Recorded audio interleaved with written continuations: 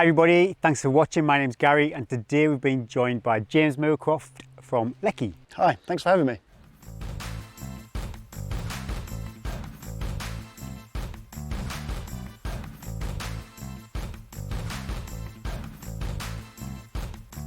James is going to help us decide if we need poles, the benefits of running with poles and how to find the best pole for you. Why would somebody run with poles? The first point I'll make is reducing muscular load on your leg. As all runners know, the amount that you're taking through your legs is the thing that's probably going to burn you out by the end of your race. Okay? As long as cardiovascularly you're nice and fit and you can kind of keep that going, it's your legs that are going to drop. The thing I always do is I get a set of weighing scales and I put it in front. And this isn't just because I'm like a sadist, right? And I want to point out all their flaws to them, I promise. Stick a set of weighing scales down and you get the person to jump on them. Okay. And then I say, okay, now just gently, you know, as you were, don't really crank down, but put the weight through your poles. Between 10 and 20 kilos comes off your legs. We kind of average it out, so over a 10-mile period, you're going to take about 2 tons off your feet. Okay, simple maths. In Cuthbert's Way, 100k, 66 miles, you're looking at 12 tons. It's not bad, is it? Plus, 12 tons plus, awesome. And how much are we focusing on reducing weight of your shell or your pack? Or your shoes? You're looking at how many grams are in your shoes. You know? I've been there, every one of those. Well, why not just take 10 or 20 kilos off your feet and putting it through another muscle group up here? And this then links into the next thing, which is reducing perceived effort. Okay. What the hell does that mean? Because who talks about perceived effort? Well, because I would think, contradictory to that, maybe there is a physical increase in effort overall, but perceived effort, it's interesting kind of flip. You're perfectly right. You are using more muscle. And so in using more muscles, you're going to need more oxygen. You might need a few more calories, although weirdly the studies are showing that you're actually using less calories. Interesting. I can't explain that, I don't do science. But you are using more muscles, so yes, perhaps the effort is more. But because you're using your legs slightly less, the perceived effort, the thing that you're really focusing on that race is your legs, is going to be less. I guess, Gary, you have used poles before. Much experience? Yeah, literally crash course. So I think I took purchase of my poles on Tuesday and then ran 45 miles with them on Saturday. This is, of course, how we recommend to do it. We do recommend people buy them and immediately race with them. The other nice thing is when you're using the poles, it's just straightening your body posture up, you know, because you're holding yourself in this position, you can breathe a bit easier. Now, one of the things we get with poles quite a lot is people think cheat sticks, maybe, you know? That's one of the things that comes up quite often. We get people saying, oh, I only really need them on the uphills. But if you're only using them on the uphills, you're not going to get that benefit over that 10 miles. Because I would be surprised, even if in your big ultra, you're going to be doing 10 miles of uphill. Yeah? That's going to be a hell of a race. That would be a hell of a race. So just get them out, keep them out, and really make the most out of the benefits. If you're looking at it and you're thinking, do I need poles, don't I need poles? How much do you rely on your shoes when you're out running? Well, my goodness me, that is pretty much priority kit list. It's priority kit list, isn't it? So you're not going to go out and do an ultramarathon in a set of Converse, or your Doc Martens, or your work shoes. You're going to find the thing that gives you the most benefit in terms of the technologies it can bring to your racing performance. Well, the poles are just that next additional thing. There is a 5% reduction in foot pressure in the forefoot as well. So when we're looking at buying shoes, it's all about comfort, isn't it? It's finding that thing that's super comfort. Obviously, you want your grip, you want it to, but it's the comfort level. Now, if I'm reducing that pressure coming through my foot by 5% every single step, my feet are going to feel better as well. So now all of a sudden, my feet aren't getting as fatigued and I can carry on going a little bit longer, a little bit faster. And faster is the last one, because faster is actually probably one of the biggest benefits of running with poles. As you're running with poles, you will find that your stride length and your cadence changes. Initially, you might feel just ridiculous because suddenly you're not running at all like you used to run. You're going, I must look mad. But you get there, I promise. So a bit of practice, or just 3 days after you bought them. But by opening that stride length by using the poles, you are going to move a little bit quicker in the mountains as well. So we see all sorts of people reducing their personal best times over races. We see them doing the Bob Graham round much quicker than they've done before. All of these things because suddenly they've got this slightly wider stride, a slightly different cadence, and they're feeling better on that run. How do I know the right size pole for me? this actually is the right size pole for me. It's like Blue Peter. This is one I prepared earlier. I get the pole, I put it next to my foot, I get the grip, the handle, and I want to have 90 degrees at the elbow, okay? If you skied, it's basically the same thing. Okay, yeah. Trekking poles is exactly the same thing.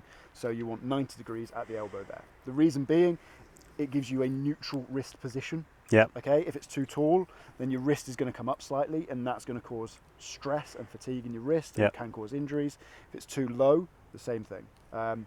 If you do go a little bit taller, it might mean that on a VK or something like that, you can crank through them a little bit more. If you go a little bit shorter, there's a chance you could miss the ground. So generally, I'm going to recommend go for 90 degrees. We've got 5 different types of poles there, James. What's the difference between them? So the differences in poles come in a few simple things. Firstly, there's the material the pole is made out of. On the whole, runners are looking for a carbon pole because it makes it much lighter weight. Okay, there are aluminium versions available which are more durable. You're less likely to get them snapping or shattering, which happens. You know, you get it stuck in a rock or something like that. You put that amount of force through, you can get a snap. Please take care of them.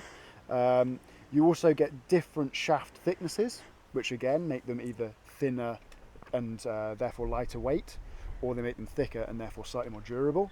The grips are the other thing that causes a bit of a difference. So lighter weight running grips like this in the newest model we've got, or you go slightly thicker and more ergonomic but a slightly comfier grip. Yep. So if you have a feel between those, you can feel there, similar sort of weights. Yep. Yeah. But the grip themselves feel very different. They do. I think I'd prefer this one actually, just the way it feels. But yeah, definitely this is definitely. So if you're looking for something fast and light hiking as well as running, as well as, you know, whatever other sports you do that require poles, perhaps something with a slightly larger grip is going to be a little bit more comfortable. And that grip's slightly longer too, is there a reason? Slightly longer. So a slightly longer grip means that you could potentially, when you're traversing or going over different terrain, different gradients, you can hold the poles in slightly different ways as well. You're looking for what material is it made out of? What sort of thickness is it? For myself, I'm going to go for something a little bit thicker than these, because these guys here, if I start putting weight through them, you can see they bend quite a lot. Flexing, yeah. There's a lot of flexing, which is fine, but I'm a thug. Right, so I'm gonna snap them. I know I'm gonna snap them. So my purchasing decision will be go for something with a slightly thicker shaft that reduces that flex quite significantly. Be mindful of yourself and where you're going to use them. Light is always the right option as long as it lasts the race. That's kind of the differences in the poles. On the whole, the trail series, so that's the Ultra Trail FX1 and the Ultra Trail FX1 Superlight. They're the most popular with the runners. They come in red or pink, extended foam grip or not.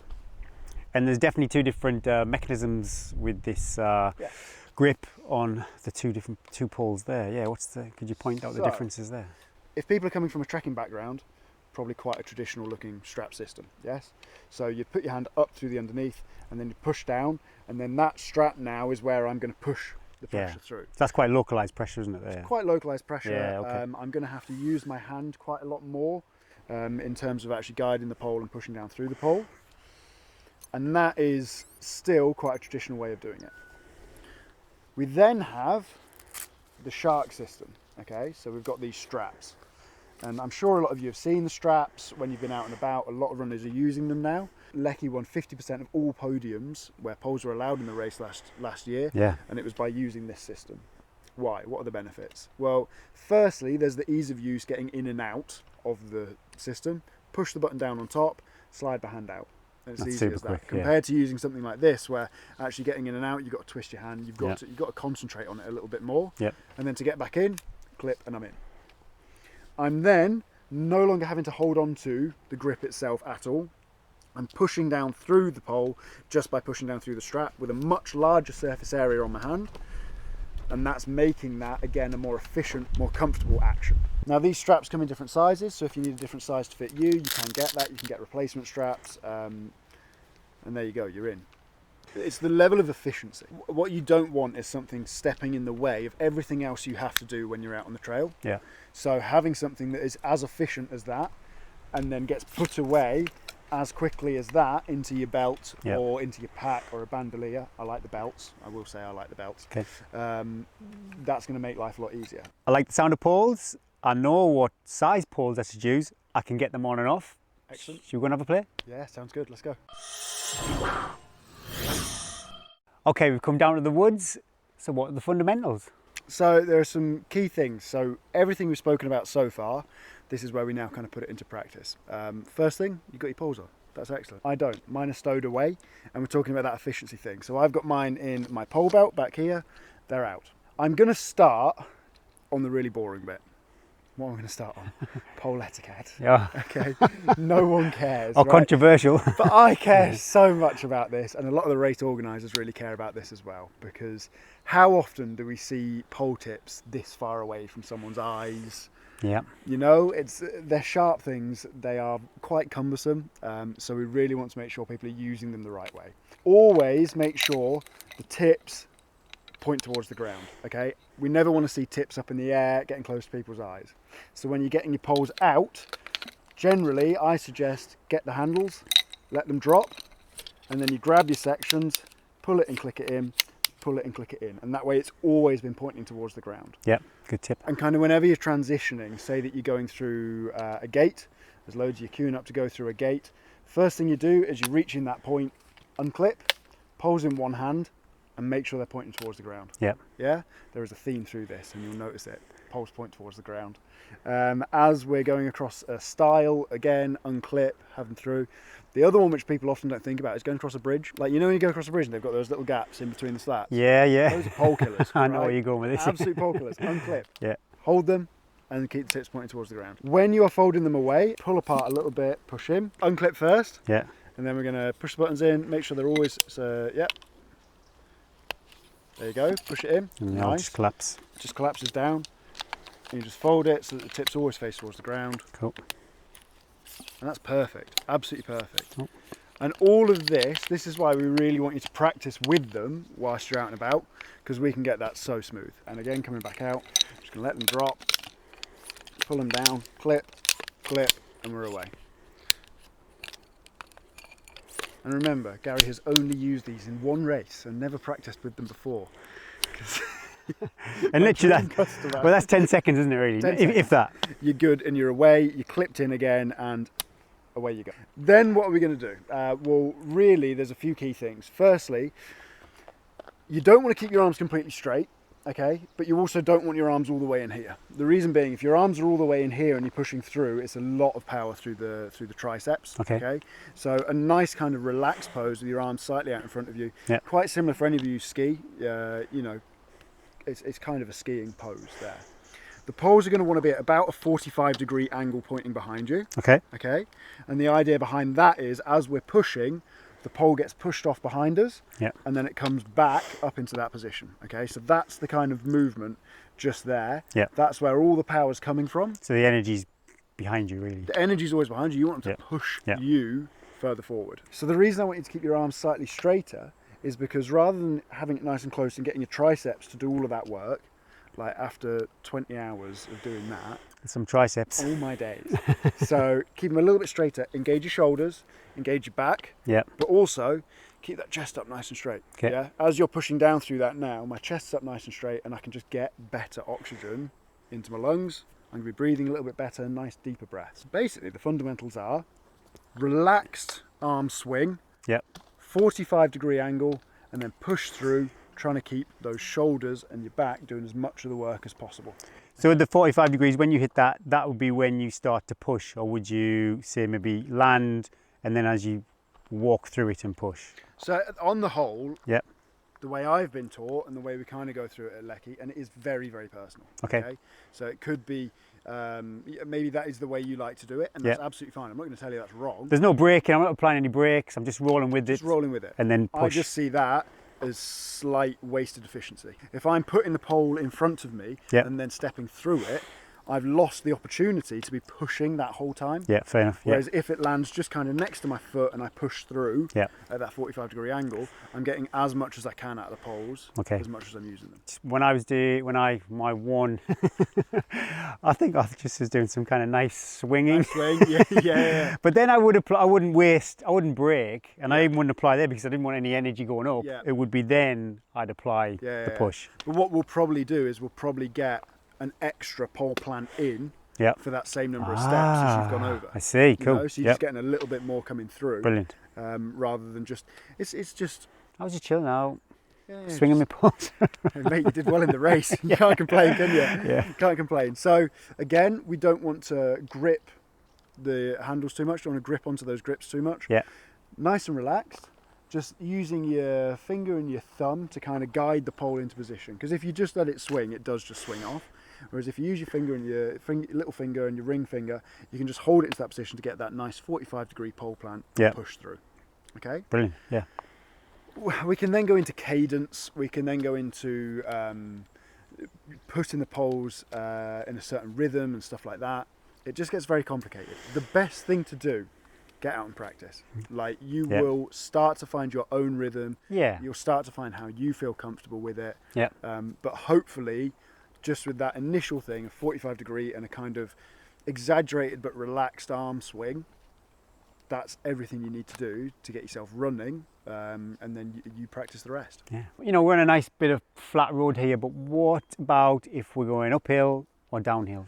So yeah, there's a slight difference in the way I would be using the poles. So on the downhill, typically they're there as a little bit of a break. Yep. You know, because what you want on the downhill is to be putting a bit more pressure through the poles, so that you're saving the legs. Because obviously it's that motion, isn't it? It's every time you drop into that step on a steep downhill is what really fatigues you. So let's stick the poles out in front of us, kind of just guiding them, and then really push down through those straps.